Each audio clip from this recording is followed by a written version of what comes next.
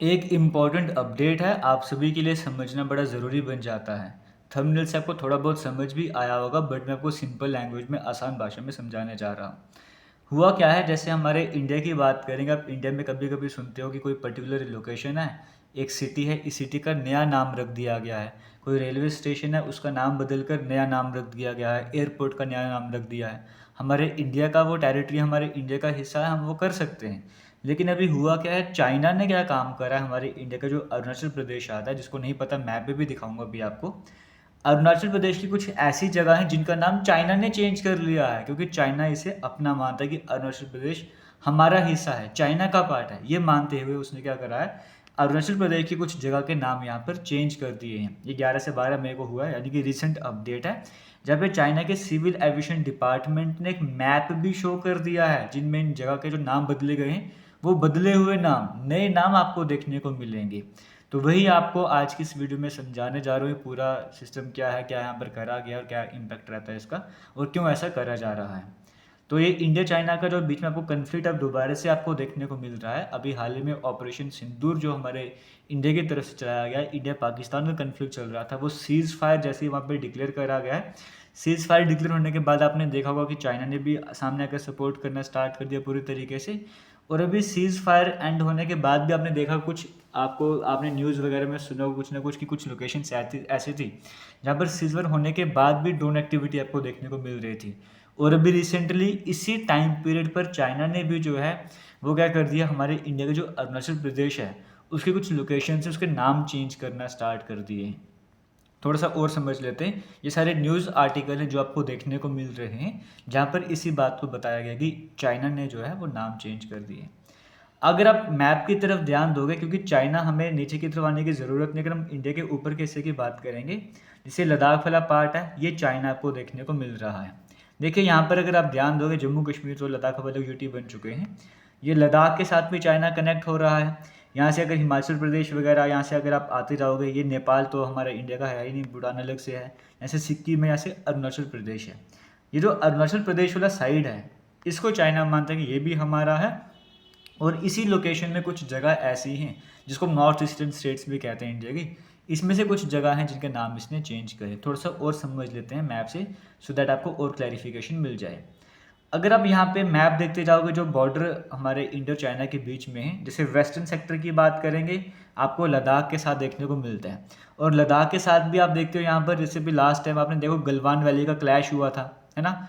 Galwan valley वाला clash जो हुआ था, या फिर अक्साई चीन वाला पार्ट आपको देखने को मिलता है, जिसको लद्दाख अपने कंट्रोल में करता है, यहाँ चाइना अपने कंट्रोल में करता है। यहाँ पर अगर हम बात करेंगे, इंडिया अपना क्लेम करता है, चाइना अपना क्लेम कर रहा है, यहाँ पर है तो इंडिया का हिस्सा यहाँ पे। ये भी जो गलवान वैली वाली में जगह बात करूँ, यहाँ पे जो क्लैश हुआ था लास्ट टाइम, तो चाइना का क्लैश यहाँ पर भी चलता रहता है, इसे वेस्टर्न बॉर्डर कहा जाता है।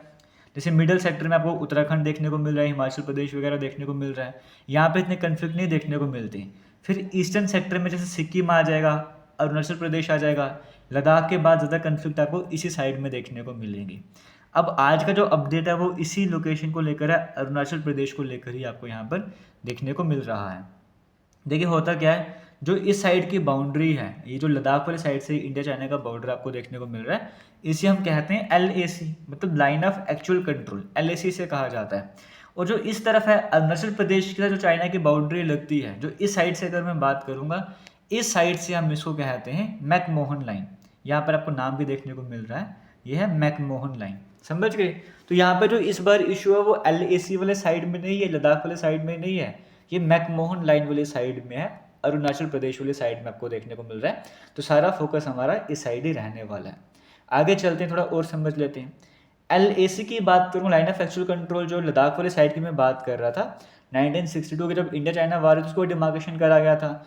इंडिया कहता है कि LAC जो 3488 किलोमीटर इसकी लेंथ है, जबकि चाइना बोलता है कि इसकी लेंथ सिर्फ 2000 किलोमीटर ही है, क्योंकि चाइना काफ़ी सारा एरिया अपने कंट्रोल में मानता है इसीलिए। जबकि मैकमोहन लाइन की बात करेंगे, 1914 का जो शिमला कन्वेंशन हुआ था, इसमें चाइना, ब्रिटिश, इंडिया, तिब्बत की बात करेंगे, रिप्रेजेंटेटिव थे, शिमला में हुआ था। इसके अकॉर्डिंग मैकमोहन लाइन को मतलब वहाँ पे डिक्लेयर करा गया था, बट चाइना इस मैकमोहन लाइन को मानता ही नहीं है, और वो मानता है कि पूरा अरुणाचल प्रदेश तिब्बत का हिस्सा है, क्योंकि तिब्बत भी चाइना अपने कंट्रोल में मानता है। तो वो तिब्बत चाइना का हिस्सा है, तो वो कहता है कि अरुणाचल प्रदेश भी हमारा ही पार्ट है। ओवरऑल समझा जाए तो चाइना बोलता है कि मैकमोहन लाइन वगैरह कुछ नहीं है, ये अरुणाचल प्रदेश पूरा हमारा पार्ट है। मैकमोहन इंडिया अपने तरीके से मानता है, चाइना उसे नहीं मानता। अब अरुणाचल प्रदेश इतना इंपॉर्टेंट क्यों बन जाता है? स्ट्रेटेजिक लोकेशन अगर आप यहाँ पर देखोगे, इंडिया चाइना के बीच में कभी भी वैसे वॉर सिचुएशन क्या पता बने ना बने, लेकिन अगर अरुणाचल प्रदेश की तरफ आप देखोगे, यहाँ पर अरुणाचल प्रदेश यहाँ पे चाइना बिल्कुल साथ में कनेक्ट कर रहा है। हालांकि तिब्बत वाला पार्ट एक स्ट्रेटेजिक लोकेशन बड़ी इंपॉर्टेंट बन जाती है। दूसरा मैं आपको और भी कुछ दिखाता हूँ। यहाँ पे आराम से इंडिया अपनी मिसाइल्स वगैरह जो भी डिफेंस सिस्टम आराम से इंस्टॉल कर सकता है, मिसाइल्स इंडिया चाइना तक आराम से वहाँ से पहुँच सकता है। दूसरा क्या है कि चाइना के लिए क्यों इंपॉर्टेंट बन जाता है, इंडिया के जो नॉर्थ ईस्टर्न रीजन है वहाँ पे चाइना आराम से एंट्री कर जाएगा, है ना। पूरे नॉर्थ ईस्ट को अगर मैं बात करूँ, सिक्किम वाले साइड से भी अगर आप बात करूँ, यहाँ से भी एंट्री करके इसको अलग करने का काम कर सकता है। पूरे नॉर्थ ईस्ट इंडिया में एंट्री करने का चाइना का सबसे आसान तरीका है। उसके बाद यहाँ पर क्या है, लगे यहाँ पे भूटान के बारे में मेंशन नहीं करा है कि अगर ये यहाँ पे एंट्री कर जाता है तो भूटान को अगर आप यहाँ पर देखोगे, भूटान के इस तरफ भी चाइना हो जाएगा, इस तरफ भी चाइना हो जाएगा, तो भूटान का जो है वो भी इसके कंट्रोल में एक तरह से कर सकते हैं, है ना, प्रेशर वगैरह डाल के। तो और इम्पोर्टेंट है, तिब्बत का फैक्टर भी इम्पोर्टेंट बन जाता है। जो तवांग एरिया है अरुणाचल प्रदेश का, ये एक तरह से आप कह सकते हो तिब्बत में जो बुद्धिज्म उसका इंपॉर्टेंट सेंटर माना जाता है। अब यहाँ पे जो कुछ लोग जो तिब्बत वाले साइड में हैं, इनको लगता है कि क्या पता ये जैसे जैसे लोगों के विचार वगैरह एक जैसे मिलते हैं, कल्चर एक जैसा है, तो क्या पता कुछ ऐसा हो जाए कि प्रो डेमोक्रेसी की डिमांड उठना स्टार्ट हो जाए। यहाँ के लोग जो हैं, हमारे तिब्बत के लोग भी हमारे खिलाफ लड़ना स्टार्ट कर देंगे, डेमोक्रेसी की बात सामने आ जाएगी। तो कई सारे इश्यूज इस तरह से जिसको लेकर अरुणाचल प्रदेश पे चाइना अपना क्लेम वगैरह करता है। अब नेक्स्ट इंपॉर्टेंट पॉइंट बन जाता है कि इंडिया ने अभी कैसे रिस्पॉन्ड करा है। ये जो गवर्नमेंट ऑफ इंडिया की बात करेंगे, मिनिस्टर ऑफ एक्सटर्नल अफेयर्स की बात करेंगे, यहाँ पे जो official spokesperson Shri Randhir Jaiswal ji की बात करें, उन्होंने कहा कि चीन जो है ये जो जो मतलब ये प्रयास वगैरह कर रहा है, ये बड़े बेकार से प्रयास कर रहा है, व्यर्थ, जैसे हिंदी में भी आपके सामने लिखा हुआ मैंने। और ये चाइना का ऐसा नहीं कि वो पहली बार कर रहा है, वो हमेशा करता जा रहा है। और नाम देने से ऐसा नहीं होता कि तुम नाम किसी चीज़ का नाम नया नाम रख दो वो तुम्हारा हो जाएगा। फॉर एग्जाम्पल मेरा घर है, मेरे घर को तुम कुछ और नाम दे दोगे तो उसका मतलब ये नहीं कि वो तुम्हारा घर हो जाएगा। वो घर मेरा है तो मेरा ही रहने वाला है, रीनेमिंग करने से कुछ नहीं होने वाला। हाँ, यही इम्पैक्ट पड़ता है, कन्फ्यूजन वगैरह होती है। और चाइना अपने लोगों को बताने की कोशिश कर रही है जो हमारा हिस्सा हम लॉस्ट कर चुके थे, खो बैठे थे, हम वो दोबारा से क्लेम कर बैठे। इस तरह की बातें सामने है, वो थोड़ा सा कॉन्फिडेंस लेने के लिए अपने लोगों को चाइना इस तरह से कर रहा है और पूरे वर्ल्ड को बताने की कोशिश कर रहा है कि ये जो पार्ट है अरुणाचल प्रदेश वाला, ये हमारा ही है। इस तरह से इंडिया ने रिस्पॉन्ड करा है कि जो चाइना ट्राई वगैरह कर रहा है, रीनेमिंग वगैरह करना, ये मतलब बिल्कुल बेकार है, इससे कुछ नहीं होने वाला।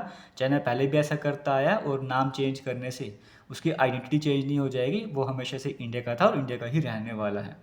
अब चाइना का क्लेम आपको मैंने बताया कि वो अरुणाचल प्रदेश को साउथ तिब्बत बोलता है या फिर जंगनान के नाम से उसको जानता है, और वो कहता है कि ये हमारा ही हिस्सा है। ये सारी बातें आपको मैंने बता दी, ये सब कुछ आपको देखने को मिल रहा है। लेकिन चाइना आज पहली बार ऐसा नहीं, इससे पहले भी कई बार कर चुका है। 2017 में चाइना ने 6 जगह थी इसका अरुणाचल प्रदेश में नाम चेंज करा। 2021 में 15 प्लेसेस ऐसी थी जिसके नए नाम चाइना ने रखे। 2023 में 11 जगह, जिसमें एक ईटानगर के पास भी अरुणाचल प्रदेश की कैपिटल के पास भी है, उसका भी नाम चेंज करा चाइना ने। 2024 में तो 30 नए नाम इन्होंने चेंज करे, मतलब जिसमें विलेजेस भी इंक्लूड है, रिवर्स भी हैं, लेक्स भी अरुणाचल प्रदेश की, इनके नाम चेंज करे। और मई 2025 5th अटैम्प्ट था चाइना का, और हर बार इंडिया ने इसे डिनाई करा है, इंडिया ने इसको रिजेक्ट करा है हर बार। और ये सब कुछ मैं आपसे इसलिए डिस्कस करूँ, इसलिए इंपॉर्टेंट भी बन जाता है क्योंकि अभी हाल ही में ऑपरेशन सिंदूर की बात करेंगे। हालांकि ऑपरेशन सिंदूर तो भी कंटिन्यू चलने जा रहा है, लेकिन इंडिया पाकिस्तान के बीच में रिसेंटली सीज़ फायर की अगर हम बात करेंगे, वो डिक्लेयर हुआ था। हालांकि उसके बाद भी कुछ अटैम्प्ट करे गए थे, ऐसा माना जा रहा था, कहा जा रहा था। इवन हमारे जम्मू कश्मीर में कई सारे ऐसे अटैम्प्ट देखने को मिले ऑपरेशन सिंदूर एंड होने के बाद भी। हालांकि ऑपरेशन सिंदूर एंड होने के बाद नहीं, सीज़ फायर एंड होने के बाद, और उसके बाद चाइना ने सपोर्ट करना स्टार्ट करा। और अब चाइना का ये क्लेम रिसेंटली इसी टाइम पीरियड पर, आपके समझते हो इस बारे में ये क्या हो रहा है, चाइना क्या करने की कोशिश कर रहा है? आप अपने विचार कमेंट सेक्शन में कमेंट कर सकते हैं, और अगर वीडियो अच्छी लगे तो वीडियो को शेयर कीजिएगा। थैंक यू एंड जय हिंद।